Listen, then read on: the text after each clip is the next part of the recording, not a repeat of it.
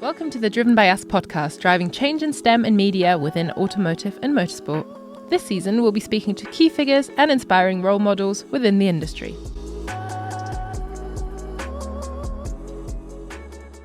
Hello, everyone, and welcome back to the Driven by Us podcast, where we drive change in STEM and media within the motorsport industry and meet inspiring individuals who propel the sport forward. Today's guest is a dynamic duo, blending STEM and media to bring you engaging content within the motorsport world.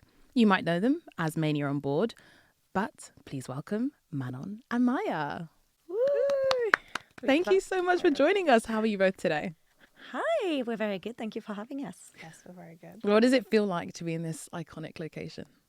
It feels really good. I've been like living in London for 9 years, and every time I walk past, I'm like, ooh, it's Red Bull UK. So it's very exciting to finally make it through the door and class reception. Behind the wall. Yeah, it's like, I was on the lift earlier, and I kept like peeking, like, ooh, what does it look like? Yeah, and we have our Red Bulls, so Yeah, we're going to be wide awake.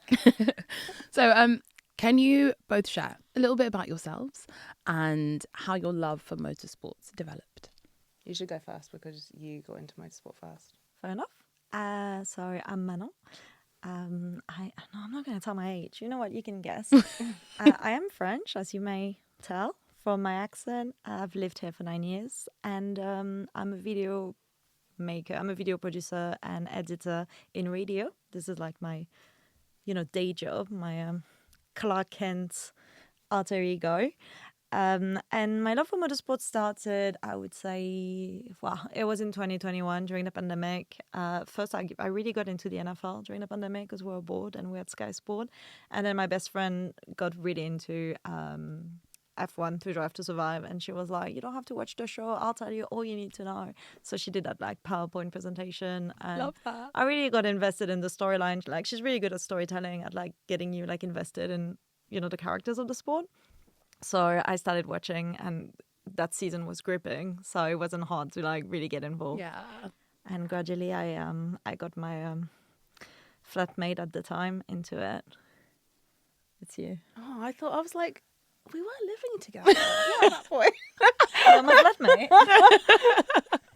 What? Are you a flatmate, man? I was like, oh my God, am I the flatmate? Now she's my wife. We were but at the together time, then. she I love was that. my flatmate. My Wow. roommate even. Yeah, okay. We're living in a studio. So yeah, when Manon was getting into F1, I was resistant at first because I was like, I've got hobbies and I don't need this one.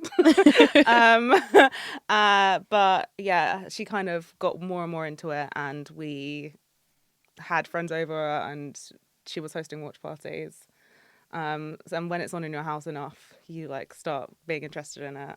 And yeah, we went down, like, she was like trying to get me into it through different angles. She was like, oh, here's all the storylines, here's all the science behind it.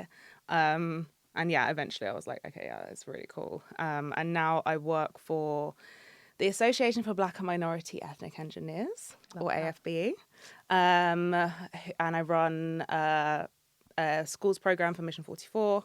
And yeah, I actually had a school session this morning, which was very early actually, but it was good, talking about like what engineering is and things like that. And yeah, we also make content together, so it's been a big part of our lives for the past couple of years. Yeah, absolutely. And together you're known as Maia on board. Yes. What inspired you both to kind of go down the content creation route? So once upon a time, I was making F1 edit for fun because, I love the storyline, I love editing, and I would spend all my evenings just making edits, finding, like, spending hours researching videos to have the right voiceover from Crofty to put over my Daniel Ricciardo montage. And one day I came across like a content creator job advert for Red Bull. And it said in the advert that they wanted to see your portfolio, like your TikTok. And so I thought, oh, maybe I should start putting my edit on TikTok just so I can build a portfolio. And I had never touched TikTok before. And I put one on, and in 48 hours, I had like 500,000 views. And I was like, oh, that's easy. TikTok lies to you. TikTok lies to you. But I was like, oh, there's potential. So I'm going to make another one and another one. And so I sort of like grew like a little following. And once you suddenly have a platform given to you, you're like, okay, should we try putting our faces there? So I tried doing a skit. I was really nervous about putting my face there because I was like, people follow for like the Red Bull edits. They don't want to know that you're a woman.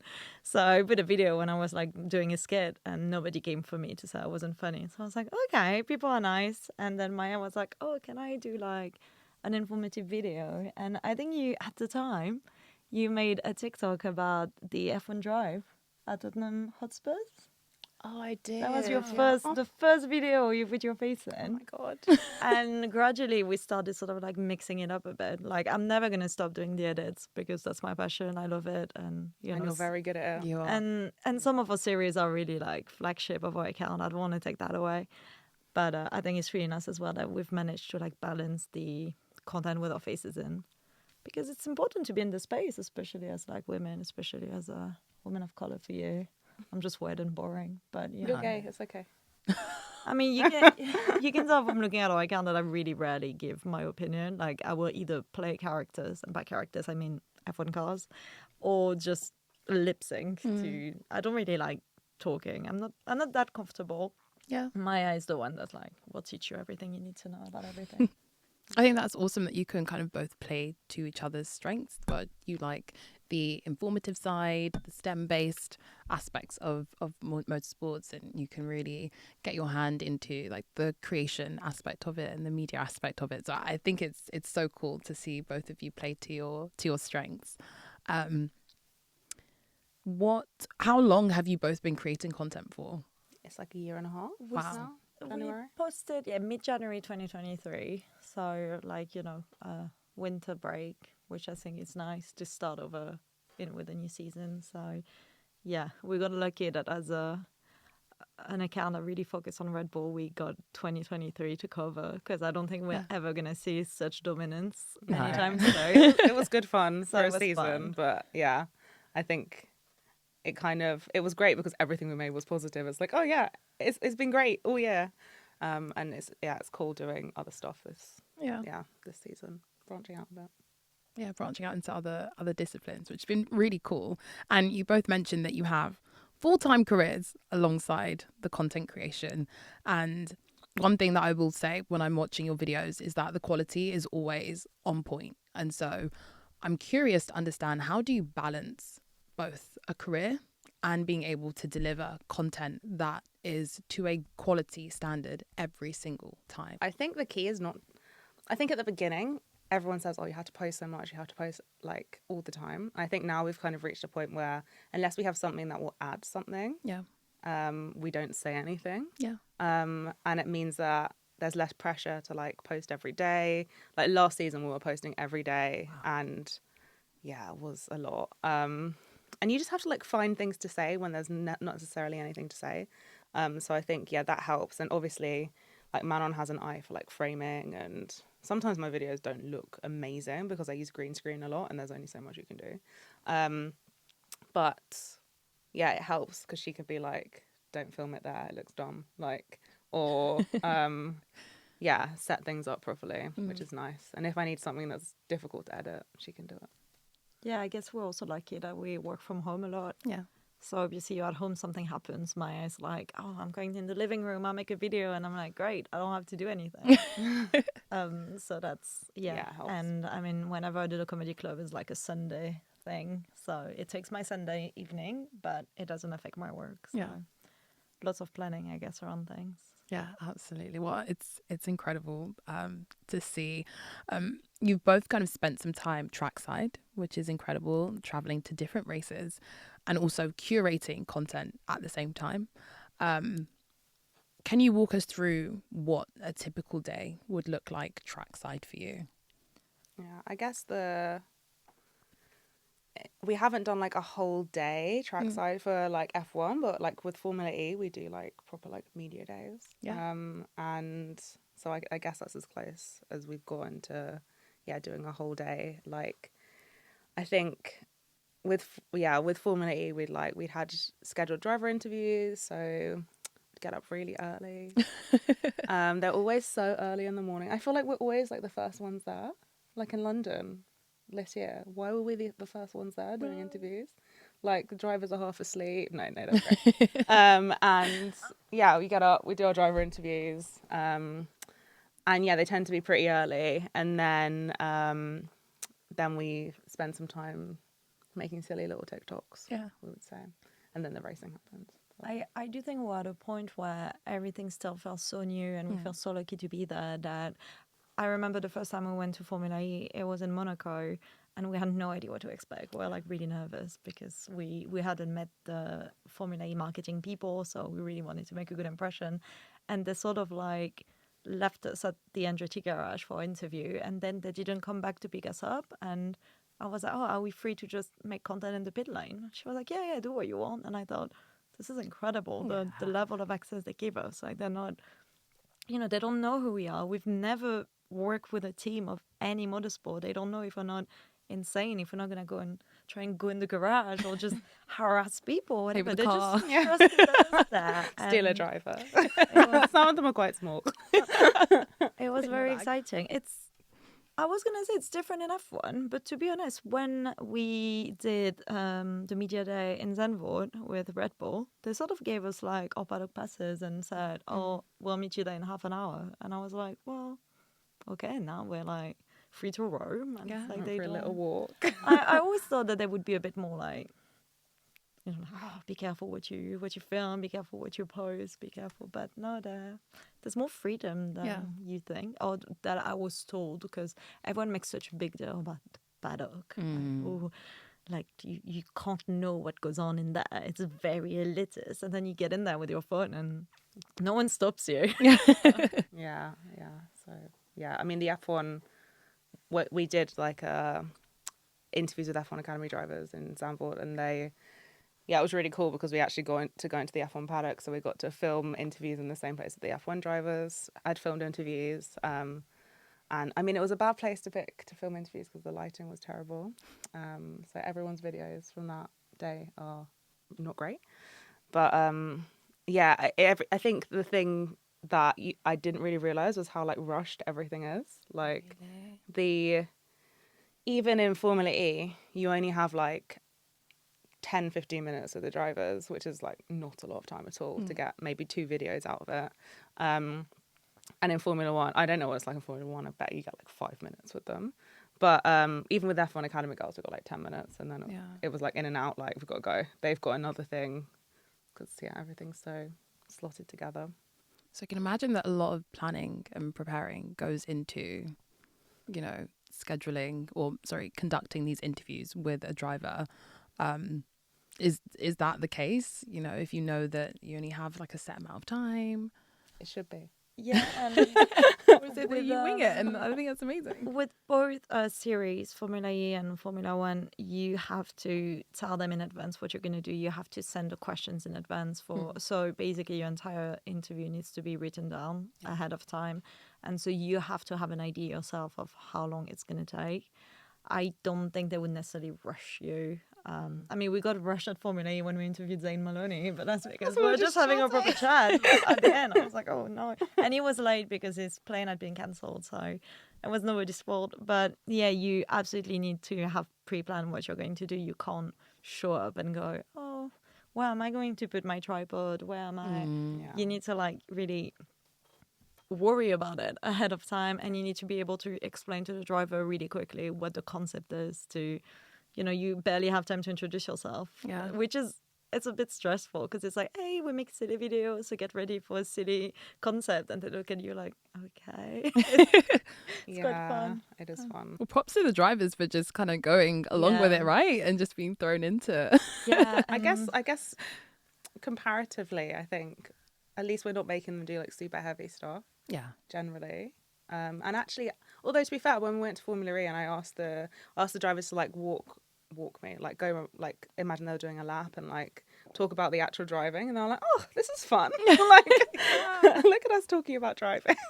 And then I guess something that took me by surprise, I like that anecdote. When we were at Formula E, I was doing a Would You Rather with the Nissan drivers, And it was the first time I did like content with with those drivers. And my question was, oh, if you were stuck in a time loop, would you rather be stuck on media day or on race day? Ooh. And so obviously they both said race day because there's that thing that drivers hate media day. And then Oliver Ronan said, oh, what about you? And I said, oh, you mean as a fan? And he was like, no, I mean as media. Because in my head, Yeah. I was a fan who makes content. But for them, they don't know if I'm French TV, if I'm a stupid Instagram account, if I'm the head of the FIA. They have no idea. So they have to act towards you as if you have their career in the palm of your hand. But you coming in, like I came in like starstruck because I've been a Nissan fan like from the start. So I was like, this is so funny that you see me as the press and I'm just like, so yeah, it's like it's yeah, it was a big realization. Like, oh my god, I'm the media. You are the You've got the lanyard. Influencer. Who am I going to influence to watch Formula E? We wonder. a lot of people. We try. We try. So I know a lot of people listening might be thinking about getting into content creation themselves. What skills do you believe are most crucial for someone looking to get into content creation or looking to be successful within the industry? I think the most important, I guess, skill, it's not really a skill, it's more of an attribute, but you have to be very resilient. Not necessarily that people are mean. I think people are less mean than we expected them to be, but you will have videos that get like 100 views and then you have to make another one, and you know, you have to change things up. Things might not work and you have to just be adaptable and change the way you've done something. And like being adaptable, being resilient, I think is the most important thing, because you're just trying things out ultimately. And yeah, and then some people will be mean and just delete their comments. It's fine. Yeah. They don't have, they're just sad people. I think it also depends what type of content you want to do, because a lot of people, they just want to make content because they see other people do it and they see content creators get access to things and they don't even know what content they want to do. If you want to make edits, just learn to edit. You can get CapCut for free, learn to cut. You can learn to film and do code transition with your phone. So it's a skill that you can learn at home. There's lots of code tutorial, and TikTok is really good at just showing, cutting down transitions. But sometimes some people have none of those skills, but they have that natural charisma. That means that they're just going to talk to their phone and people are going to watch. And I don't really know if you can call charisma a skill, but it really depends what you want to do. But you can't expect that everyone is going to want to watch your video if you're just talking at the screen. So you have to sort of come up with, almost create your own little show if you want people to come back. And it's something that's, I think a lot of people, because they see people succeed with something that's so easy, think, oh, I've done the exact same video. Why are people not watching mine? It's like, well, I don't know, maybe the wall behind you wasn't the right color. Maybe your accent put people off in a way that their accent sounded nice, or there's so many different things, and it's the same in any social environment. Some people are going to be attracted to energies, and so I don't even know if like a skill is really the beginning. But I guess in order to make video content, the basic skill is learn to film with your phone, learn about framing, and learn to edit. Yeah, 3 core skills. Love it. The role of social media in general has evolved so much, especially within motorsports, and we've seen the rise of platforms such as TikTok being able to provide that real-time engagement to fans so quickly. Manon, what role do the different platforms such as like TikTok, LinkedIn, Instagram, how has that impacted kind of your work to date? My work within F1 or even outside of it. Outside of that, yeah. It's just, I feel like people, and especially like the younger generation, their attention span is way smaller. They want the information now. They want it clearly. They want it concise. And I think within the sport, I'm surprised whenever I hear that stat, but apparently a lot of fans don't actually watch the race because it's sitting for an hour and a half watching cars race is boring. But they want to be there for the storyline. They want to watch the highlight. They want to know what happened, what was exciting. They want to have an opinion about the McLaren team orders, but they won't watch the race. So this is where TikTok and Instagram come in play, because you're going to have those creators that are telling you what happened, giving their opinion, debating, going live after the race, doing highlight reel, like I said. And I think I underestimated I underestimate it because I expect everyone who I talk to have watched the race. But apparently it's not the case because that's a different way of consuming sport. And so I guess this is where like TikTok and Instagram are really coming in, especially because apparently TikTok is being used a lot as a search engine, even more than Google. People want the result to a race, so they will type Dutch Grand Prix results. And so you have to be on TikTok giving those information the way Google used to. Yeah.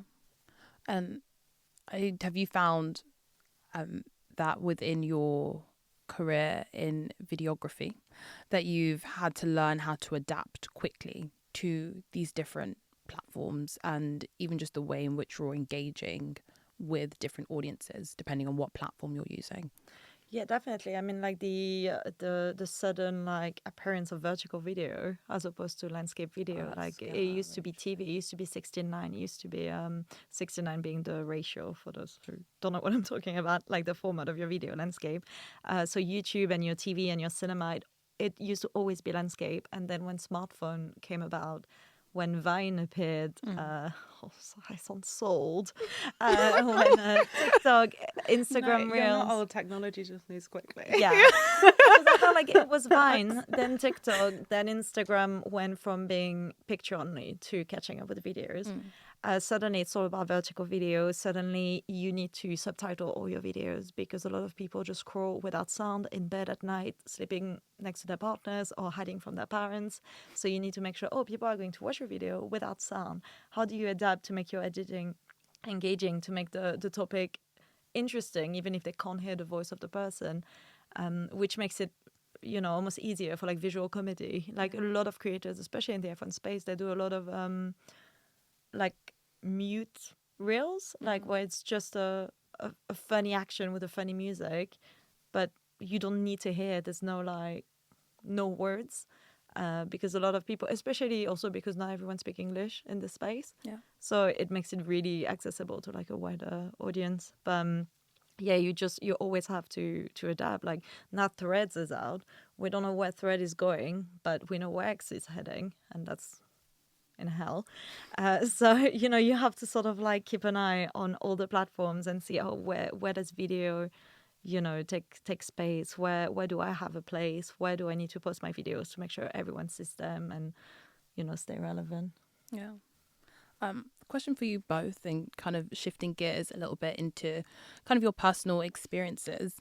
Have you encountered any barriers or biases in your careers to date? Yes, that's a very big question. Where do you start?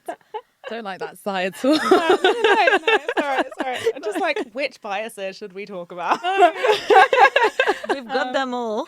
Yeah, I think, obviously in my like day job, I don't get any because I would literally work for like everyone's black in that company, like everyone's super liberal, like it's great. Yeah. I think the motorsport space in general, which is what I go up against a lot in my job, where I'm trying to talk to HR of F1 and explaining why they should have like a diverse workforce, why that's important. That's very hard because they don't have buy-in from the people at the top, and I don't think we'll get buy-in from the people at the top until it's new people. I think there's just no way, because it's all they care about is money, and for some reason, despite all of the research saying that more diverse workforces bring in more money, they just can't see it because they just want to get their mates jobs. And that's kind of how the motorsport space has been working. And it is changing, but it's very slow. And like when I talk to EDI professionals at F1 teams, they're like, yeah, it's great, but I don't have any funding. Yeah. I can't do anything. I think, it's hard if I want to expose kids to motorsport and I want to bring in an engineer to a school that comes under the cost cap, firstly, which is absurd, which is an FIA problem. Really? Yeah, it counts as under recruitment because anyway, it's stupid. It's a cost cap problem. That is something that Mission 44 are actually looking into. So I've like, it's not my problem. I can deal with that. They're definitely the most powerful, like, diverse force. So yeah, like that's a really, if you're trying to create a more diverse environment, it's hard to get buy-in. I think in terms of like the content creation, I was expecting different biases than there actually are. Interesting. I think there is almost a trend for women in the space, younger ones, to be like, they like talk about the stereotypes that they expect to get from men. Like, oh, you only like F1 because you think the drivers are good looking. Oh, I don't think it's as bad. I don't think those biases are as bad as they're made out to be. I think maybe if I have a viral video that I'm talking in, I might get 2 DTS fan comments. No one has ever said you only like him because you think he's good looking. And obviously I'm gay, right? That's because we're into the ugly ones. No, I'm kidding. No, but you know what I mean? Like, if it's just me in the video, men could say that to me and it just doesn't happen. Yeah. But so that's the bias I was expecting to get a lot more of. And maybe it's because I'm older and, make different videos to some people. But it's not as bad. The sexism is bad, but it's like the way people criticize you about what you're saying. I was expecting way more of that, but the homophobia is way worse. Like, It's so bad. Because it's such a global sport, in a lot of countries, it's completely acceptable to be homophobic. Absolutely. So, and nobody challenges it. So, whereas 50% of the population are women, so if people are sexist in your video, under your video, that's kind of an unacceptable thing. If we get homophobia, there's like no one fighting for that. Like, it just stays there. We just have to delete the comments.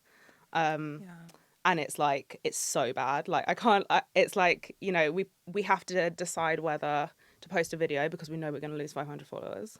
Really? So, I think the thing about the homophobia, because spoiler alert, we're married now. She's not my flatmate anymore. She's my wife. Yeah, we're like halfway into the podcast. The thing is, like, if you're a woman or if you're a person of color, all those characteristics that could get like biased against you, you can't like hide it. Like, people come onto your account, they see Maia's face, they know like who she is, what she looks like, and they can decide to engage or not. I feel like we sort of have to remind to come out every 2 weeks to our new followers. Oh, no. And especially because I make those like fun Red Bull edits, we get a lot of followers that follow because of this.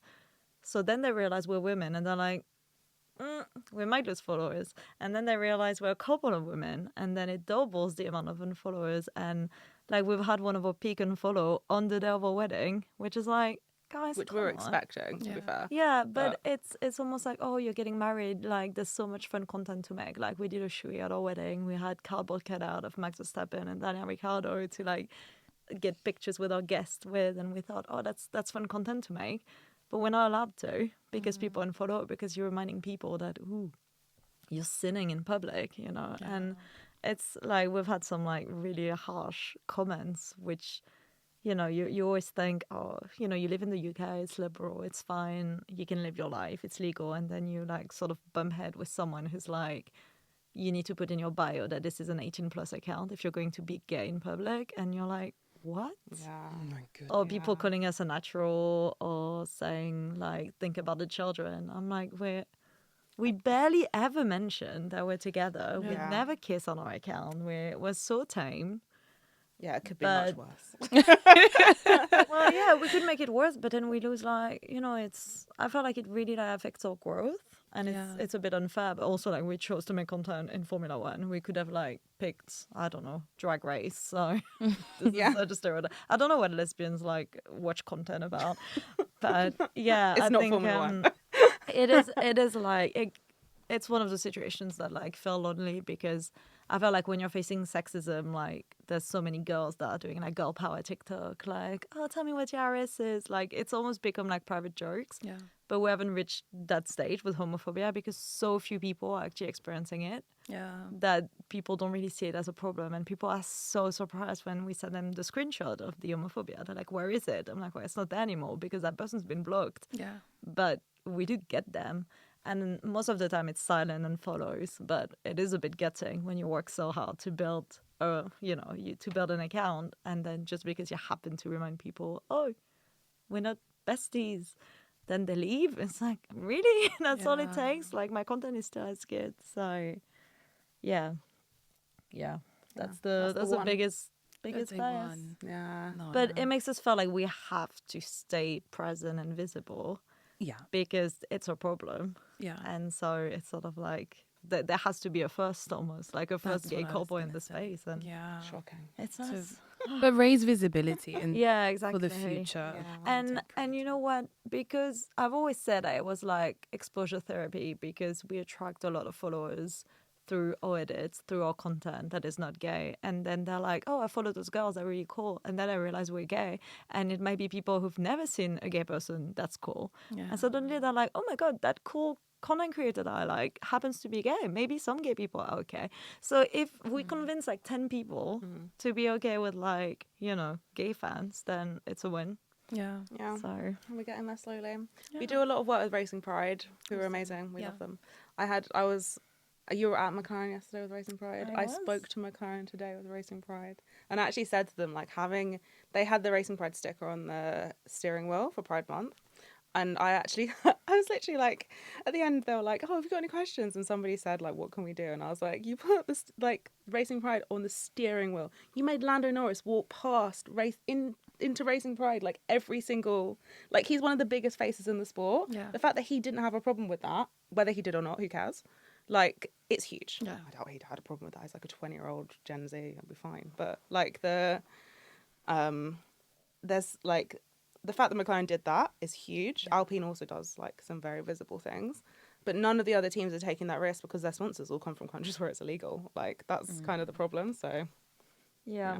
I'm always very grateful that we're invited to like workshops and session with F1 teams that want to hear what we have to say as queer creator in the space. Like every time I go to a factory, I pinch myself because we're not huge creators. Like if you look at our followers, we're not one of the biggest account, but they want to hear from us and they're interested in what we have to say, even though we're not drivers or mechanics or whatever. But they're interested because we know the audience, we know the fandom, and it's the next step, changing the teams and then taking that change through the fandom. So yeah, yesterday I visited the MTC and I was like, God, look what being gay made me do. So pros and cons. It has to have some perks, okay? Like homophobia, MTC, you know. So how do you think teams can then continue to contribute to more of an inclusive, or how can teams contribute to more of an inclusive and diverse environment within motorsports?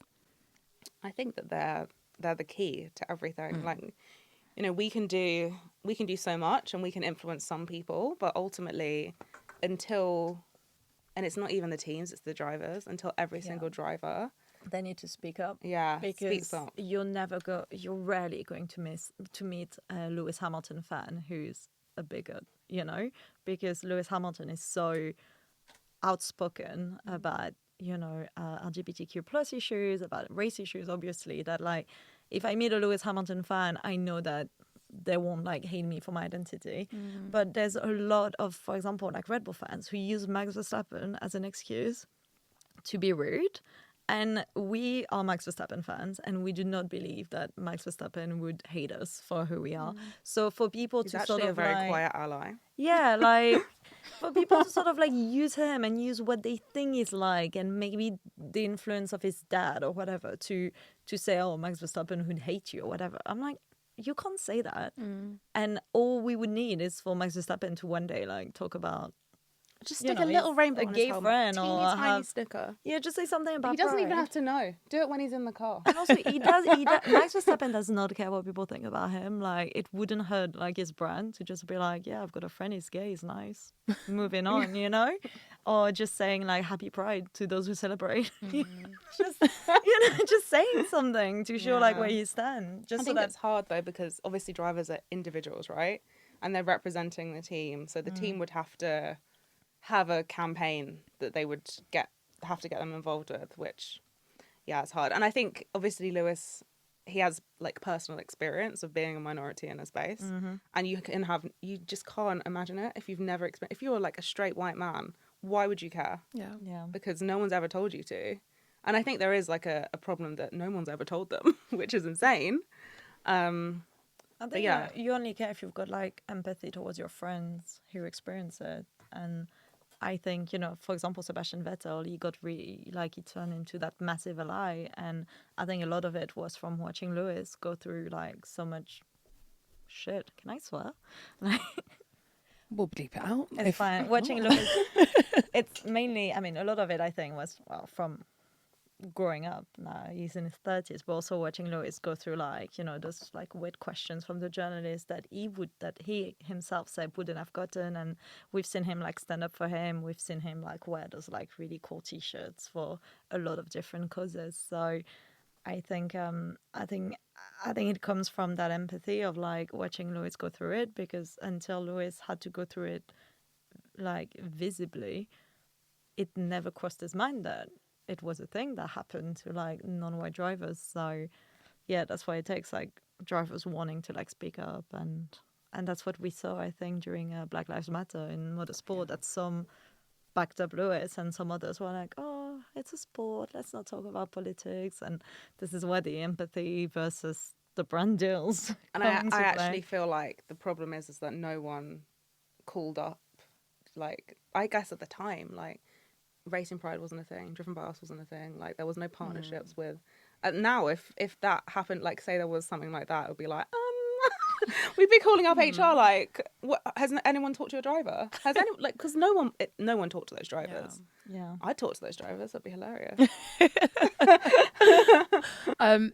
Maia, I'd actually, because you kind of touched upon STEM, or working within STEM, what challenges do you see for underrepresented groups pursuing STEM careers, and how do we start to address some of these challenges? I think there's a misunderstanding from a lot of underrepresented groups of what STEM is. I don't think they understand like the careers it leads to, the fact that those careers are cool. Because you see a lot of, like, we don't see underrepresentation in like medicine or nursing or anything because they know that those careers exist. So yeah, the really big issue is around like engineering and like the maths side of things. And I think if you've like never known an engineer, or you've never had someone talk about engineering at school, you don't know what it is and you think it's like inaccessible and boring. So yeah, I think that understanding is really important, but also I mean, generally engineering it's very underrepresented, and a lot of people drop off because they can't get jobs after they've done their degrees, which is a recruitment issue. And yeah, going up against people who maybe have gone to a better university because they went to a better school, and companies not realizing that talent is not only in like the top 10 universities in the country, which I think is actually getting better. I think they're trying. And yeah, generally in engineering, they actually realize that it's something that they need to change. I think in motorsport, because if you don't have experience in sport, you're not getting a job in motorsport. So how do you get experience in sport? So they really need to change their practices. And I mean, kind of like, I think like, would I work in Formula One? Absolutely not. I don't want to work in that environment when I will be the only person of so many different groups and I would not be protected. And you see over and over again that you're not. So much like public stuff needs to change, I think, before people feel comfortable there. And the last thing is that they need to change the cost cap rules around, like, so that salaries are higher. Because if I had an engineering degree, I wouldn't work in motorsport because my salary would be lower. Yeah. So there's loads of barriers. But yeah, I think I do know a lot of like black engineers who they've graduated, they've got jobs in engineering, who can't get into motorsport because they don't have the experience in sport, because they didn't grow up around it, and they really desperately want to, but they can't get the experience. And yeah, the practice of expecting people to have experience in the specific field before they go into it is really, like, it's discriminatory, and it should be seen as that. So yeah, it's a shame. It is a shame. Well, some of the work that you're doing with some incredible organisations is so nice to see. And even like today, you were up in Birmingham working with the younger generation. How do we encourage that generation, particularly girls, to pursue STEM subjects? You touched upon retention. What can we be doing more?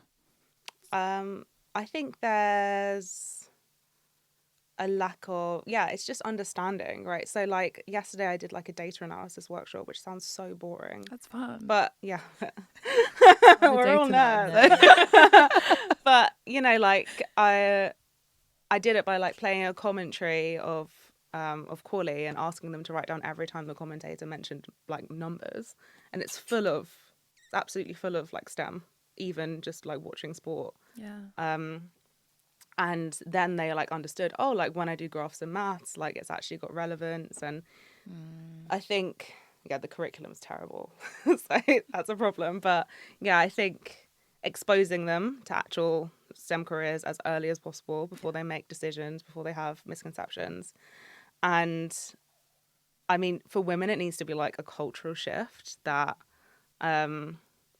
both like outside of STEM, where people don't like, there's no, that we don't want all of those misconceptions about like crazy scientists who like sit around staring at computers all day, and because that's just not true.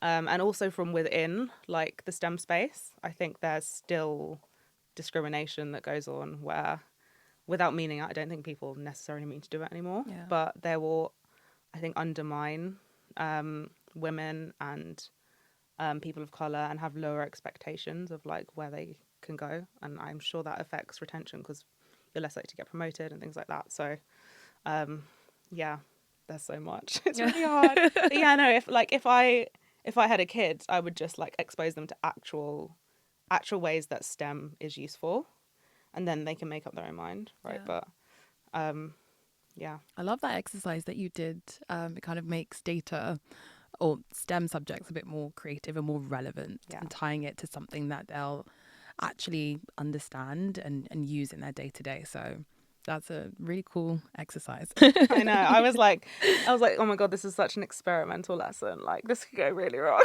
That is data. They actually responded. I was like, this is really weird, but we're gonna write down all the numbers you hear. A/B testing. No, it works. No, I know, you have to. Question for you both.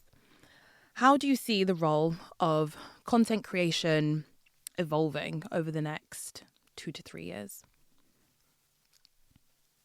Well, we were having a chat about it earlier, how I think content creators in the space are going to make the media and the journalists have to completely change the way they operate. Yeah. Because now fans have a voice in a way that they didn't used to. Obviously, now only journalists are accredited or whatever, but now creators have access to drivers. They can do their own little interviews, and fans they're crazy. They're detectives. And so if as a journalist, you don't fact check absolutely everything you say, the fans are going to come for you, and they will make you delete your tweets, and they make you delete your articles, because they are not here to get misinformation spread about their drivers or their team. So I think this is how we're sort of changing the space, not on purpose. It's just that the access to information has become so widespread now that journalists don't have the monopoly anymore. And I wonder if they're going to feel threatened about that, and if they have any power to push back against creators, or if they're just going to have to adapt. Because now, if you look, obviously content creators, we think Instagram influencers, TikTokers, but there's a lot of content creators who have blogs. They have, like online magazines, and when you see a tweet, when you see an article with a headline, you don't think, oh, is that blog FIA accredited, or is it John from East London, like just writing his opinion as fact? And so the fandom doesn't really see the difference anymore. And you can't only rely on being a name in the space for people to trust you, because people trust sources. And I feel like we're getting better and better at knowing who are the reliable sources, who is only tweeting because unfortunately X rewards engagement over truth. Yeah. And so I think the space is going to change a lot because of this. I don't know if we can plug other creators, but we have our friend Terry, who does the Coffee Corner of Motorsport. And he's obsessed with only reporting on things that is triple checked. And through that, he's made connection, and he now has his own sources, and he's able to break news just as much as other media outlet. That's And he will back up anything he says, because he will not just like buy into any rumor. He will have to like investigate, because he wants to be like credible. Yeah. Is that he wants to be credible, so he's being careful in a way that I think all the journalists don't think they need to be. And that's where the switch is going to happen, I think. Yeah. So go Terry, go follow him.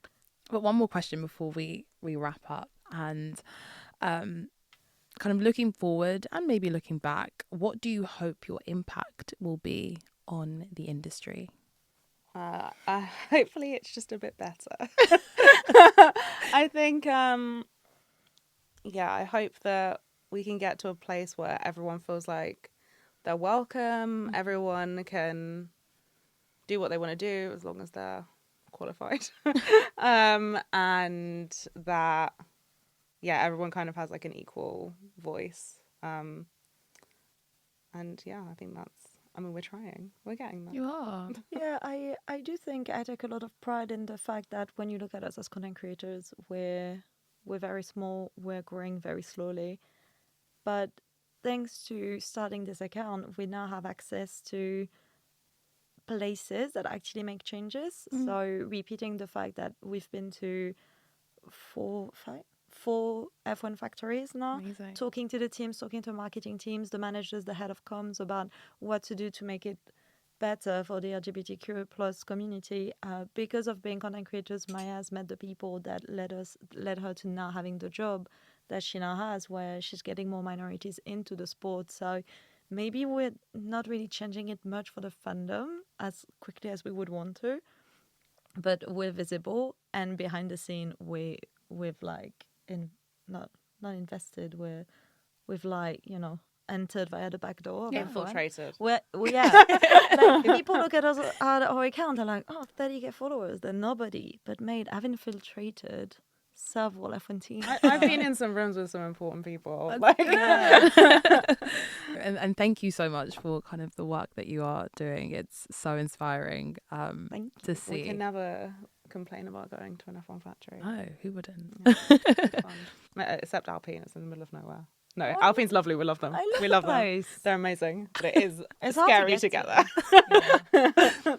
To wrap up, we would love for you to answer a question from our previous guest. Ooh. So if you were stuck on an island with 3 motorsport legends, who would they be? I have that stupid follow-up question, but it's like at any point of their life, or as they would be now? At any point of their life. Who are you going back to? I know.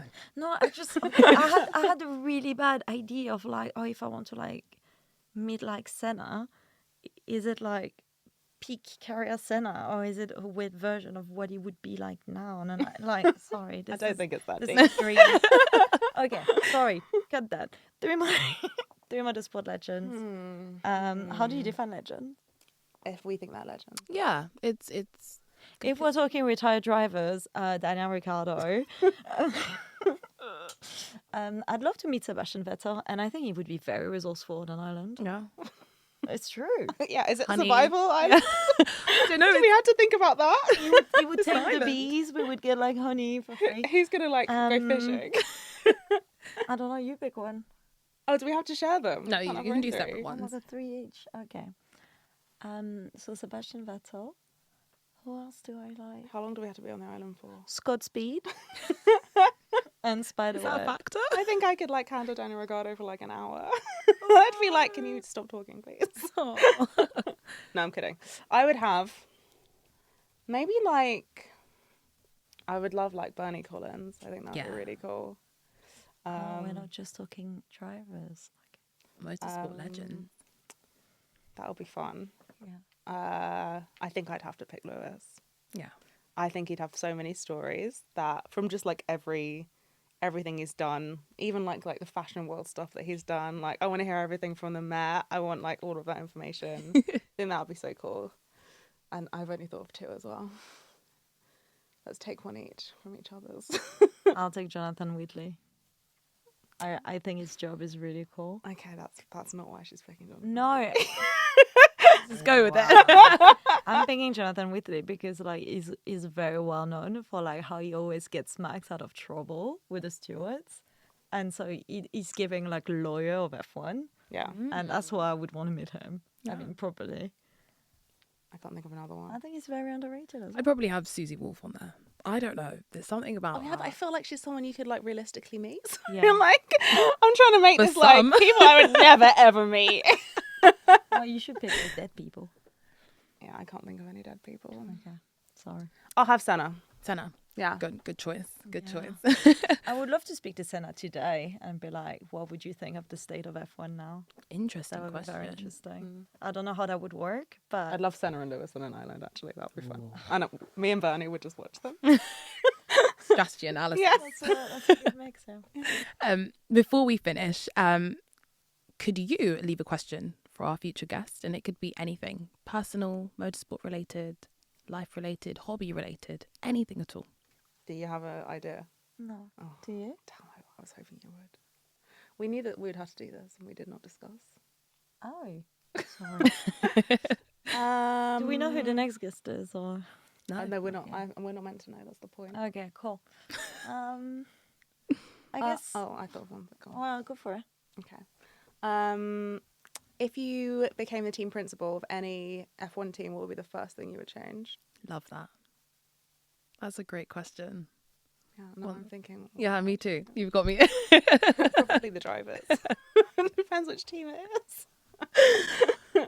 Manon and Maia, it's been such a pleasure having you on the podcast, getting to know your journey, and thank you so much for sharing your insights as content creators, videographers, and there's just the world of media in general. Yeah, it's been lovely. Thank you for having us. Thank you so much. It's been cool. To all listeners, thank you so much for tuning in to the Driven by Us podcast. Be sure to follow us for more exciting interviews and stories from the world of motorsports. Sign up to become a member at drivenbyus.co.uk. And until next time, keep driving towards your dream.